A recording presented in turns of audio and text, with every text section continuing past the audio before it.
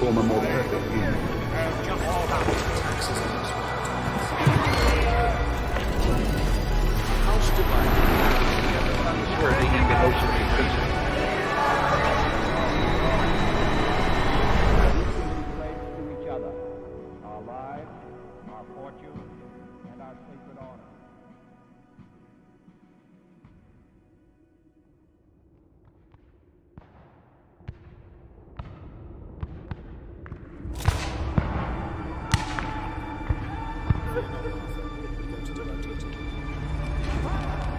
This year marks the 250th anniversary of the United States Army, a legacy born in turmoil, uncertainty, and nearly insurmountable odds. 2.5 centuries ago, thousands of citizen soldiers answered freedom's call. At a moment when tyranny tried to dim the spirit of an emerging nation, our first heroes forged an institution whose strength, sacrifice, and enduring resolve have come to define our republic. The Army's story begins in the spring of 1775. 1 month after the Massachusetts militia humbled British regulars at the battles of Lexington and Concord, America's colonial leaders assembled in Philadelphia for the Second Continental Congress. The meeting had been called to address long-standing grievances with Britain's imperial government. But the recent bloodshed at Lexington and Concord fundamentally changed the purpose of the gathering. Until then, many colonists had hoped for reconciliation with their mother country. It was increasingly clear that freedom would not be possible without war. The reasons for a united resistance were growing. Among other offenses, the British Parliament had earlier passed the Intolerable Acts, which had closed the port of Boston to all trade, forced colonists to house and feed British soldiers, and restricted the colonists' right to public assembly, allowed British officials to be tried in England instead of the colonies, and effectively put Massachusetts under martial law. In April of 1775, they fired on American colonists. By the end of May 1775, Patriot leaders were calling up militia in all 13 colonies. They stockpiled guns, ammunition, artillery, and military supplies. Some militia units drilled every day. The battles of Lexington and Concord proved that Minutemen could push back British forces. Those early battles also proved that the colonies needed a united fighting force with a clear chain of command. Mindful of the perilous road ahead, the delegates to the Second Continental Congress debated establishing an army. Letters from citizens in Massachusetts were read aloud before the assembly, recounting British acts of tyranny and calling neighboring colonies for assistance.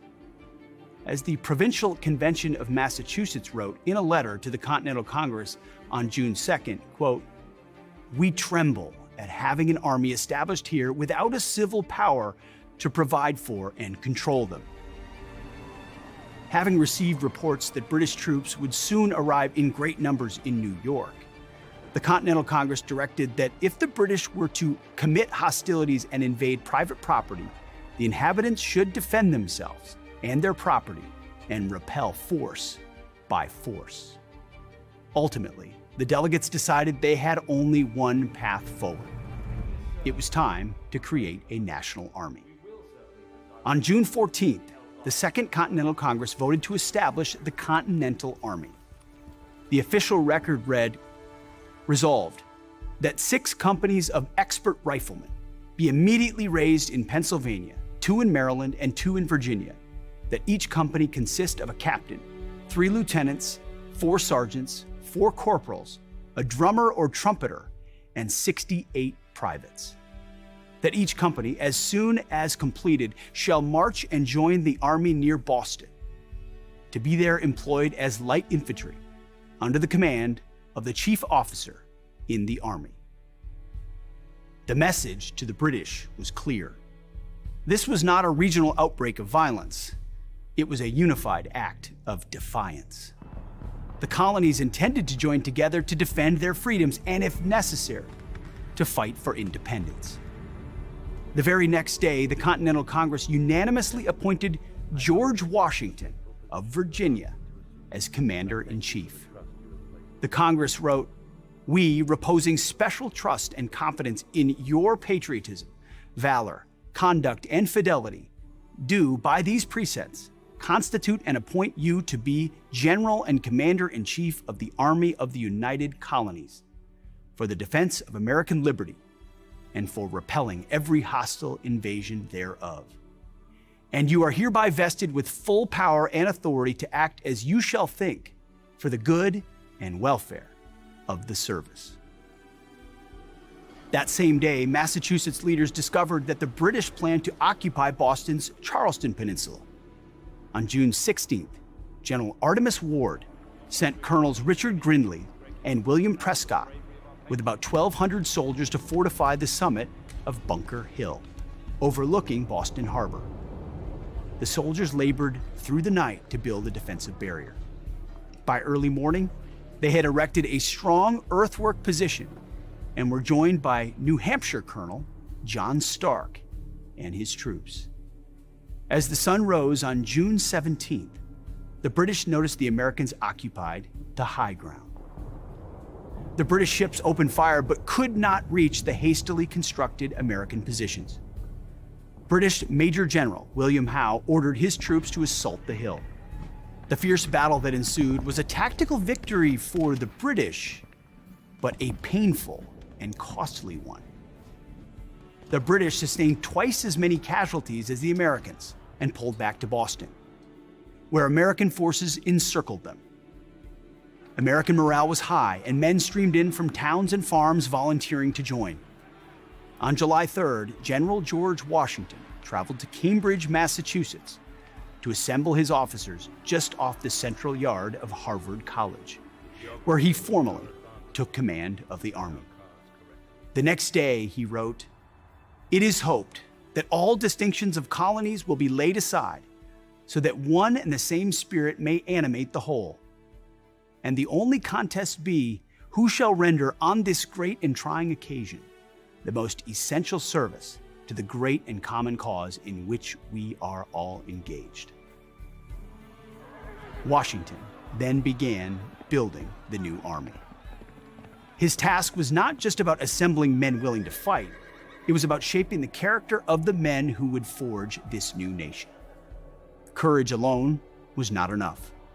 Washington worked tirelessly to instill good order and discipline, secure supplies, and institute rigorous training to produce soldiers who could fight toe-to-toe with the British Army, then the best army in the world. Washington wrote, "Discipline is the soul of an army. It makes small numbers formidable, procures success to the weak, and esteem to all." As the army took shape, each battle told a story of audacity and sacrifice. Washington won his first victory at Boston in 1776, but suffered heavily at Quebec. When the British returned that year to New York in full force, the army fought doggedly from Long Island to New Jersey. Washington's army suffered heavy casualties, but never giving up. With winter setting in, General Washington did the unthinkable. The bold Christmas night crossing of the Delaware River in a blizzard, and the subsequent victories at Trenton and Princeton turned the tide of the Revolution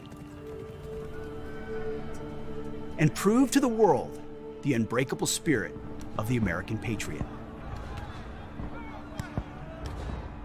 These battles were more than military engagements. They were seminal moments that gave birth to our nation. Every volley fired, every battle won, and every sacrifice paid moved our nation one step closer to the promise of self-determination and freedom. Today, as we celebrate 250 years of the United States Army, we remember that the greatest victory ever for liberty, sovereignty, and independence was won by ordinary people. The gallant soldiers of Washington's Continental Army answered the call of liberty and rushed into battle not only for their own freedom, but for ours as well. Their story defines us all. It tells us what we stand for and who we are as a nation, born through the sacrifice of our first heroes who gave their lives for the greatest experiment in self-government the world has ever known. Today, every soldier who dons the uniform guards that sacred legacy, ensuring that the ideals of freedom, duty, honor, and country continue to shine brightly for the whole world to see. The heroes of Lexington, Concord, and Bunker Hill are not long-forgotten ancestors. They are brothers in arms, standing to the left and to the right of us in our formations. To this day, the courage of the Revolutionary War soldier and Minuteman beats in the hearts of every American soldier. These individuals strive every day to build a future that embodies the extraordinary spirit of our nation's very first citizen soldiers. As defined by George Washington in 1775, when he said, "When we assumed the soldier, we did not lay aside the citizen." The formation of our Army is a testament to the power and enduring spirit of a people determined to secure their destiny of liberty.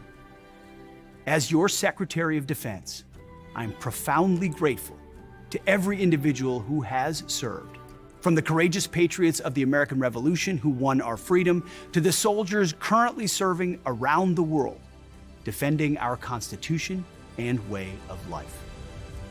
Today, on this momentous 250th anniversary of America's Army, let us honor the legacy of those who came before us by committing ourselves to building a future worthy of their sacrifice. May we always remember that in our unity there is strength, in our courage there is hope, and through our service there is an unbreakable promise to defend freedom for all. As we celebrate this rich history, I invite you to reflect on the enduring spirit that began humbly in 1775. A spirit that, against all odds, forged our nation's independence, freedom, and liberty. This spirit remains the backbone of our nation today. No matter what challenge we may encounter, this spirit will propel us into the future with unwavering resolve. Thank you for joining me in celebrating our shared heritage. God bless you. God bless the United States Army. Godspeed to our warriors. And God bless America.